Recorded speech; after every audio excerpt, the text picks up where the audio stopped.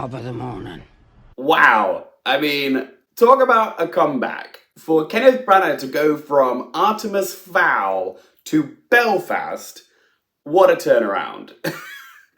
Kenneth Branagh, you have officially redeemed yourself. Hey up guys, so today's movie I'm going to be discussing is one of my most anticipated from the London Film Festival lineup. It's Kenneth Branagh's Belfast.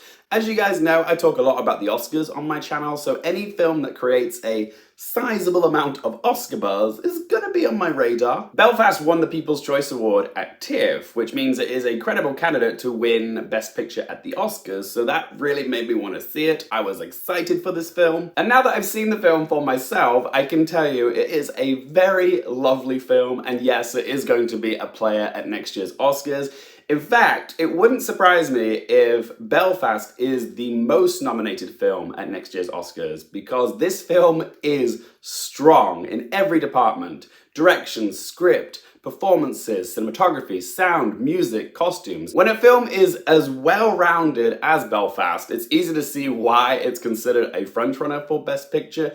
Do I think it can win it? Absolutely. Do I think it's got it in the bag? No, it's still very early in the Oscars race. We still haven't seen a lot of films that could give it a run for its money. We haven't seen Nightmare Alley, we haven't seen Don't Look Up, we haven't seen West Side Story, we haven't seen Licorice Pizza or Tick Tick Boom. But yes, it definitely has the makings and the goods to become a Best Picture winner. Fun fact, Kenneth Branagh himself has been nominated 5 times for an Oscar, and get this, in 5 different categories. The man is a jack of all trades, but he's never actually won an Oscar. But is that about to change next year? It seems all but certain that he is going to be nominated for Best Director and Best Original Screenplay for Belfast. But what do you guys think? Is Belfast going to get a lot of Oscar nominations? If so, what's it going to be nominated for? Let your voice be heard in that comment section down below. Also help support my channel by hitting that thumbs up button, and if you haven't done so already, don't forget to click subscribe. Belfast starts off in 1969 and follows through into the early 1970s during the time of the Troubles, when religious differences between Catholic and Protestant citizens of Northern Ireland, or in this film, Belfast,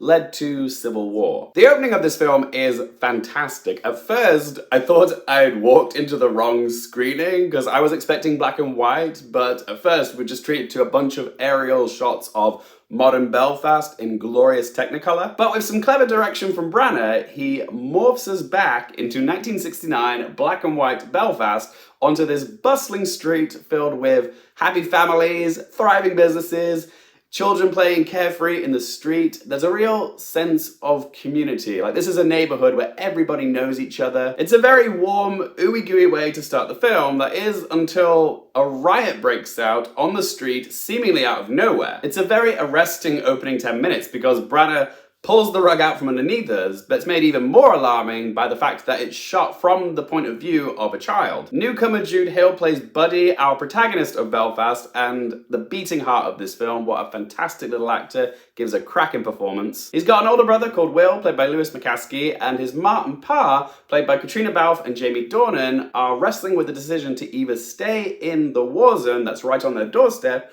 or leave for England to escape it. That's the basic plot, them trying to make the decision to either stay or go. Should I stay or should I go? Let's hope the video doesn't get demonetized for me singing The Clash there. First of all, a hat tip to casting directors Lucy Bevan and Emily Brockman. The casting in this film is perfect. Everybody is magnificent, and I think a SAG Ensemble nomination seems very likely. Shout out to the 2 veterans of this film, Ciarán Hinds as Pop and Judi Dench as Granny. Wonderful grandparents. They brought so much warmth to the film, and also a lot of laughs as well. Judi Dench in particular really got to me because she so reminded me of my Nana Teresa, who was also Irish. She spoke exactly like her. So yeah, I might have a little emotional bias, but yeah, Judi Dench, I stan. Jamie Dornan is having a great year too. First, the Seagull song from Barb and Star, and now a quivering rendition of Everlasting Love in Belfast. Whew, I'm not gonna lie, he got me going a little bit. Fantastic work from Jamie Dornan. But the standout has to be Caitríona Balfe as Ma. It's in the difficult domestic conversations between Ma and Pa where Balfe really gets to flex her muscles. It's not an overly showy performance, but it is emotional, and Balfe just makes it look so effortless. At the very least, I think she will be nominated. I think everyone in this film, apart from Jude Hill, is going for the supporting categories. but Balfe is at the top of her game here. She's definitely a contender. So let's ask them 3 questions. Firstly, would I watch this again? Yes, I would. This is the type of film that I'd like to watch again with my parents. Because of my Irish heritage on my mum's side, I know she would love this film, but also I think my dad would really enjoy the Van Morrison soundtrack / score. That's another thing to praise about this film. The music is just, it gives the film so much life. So yes, I am going to watch it again. Question 2, do I recommend it?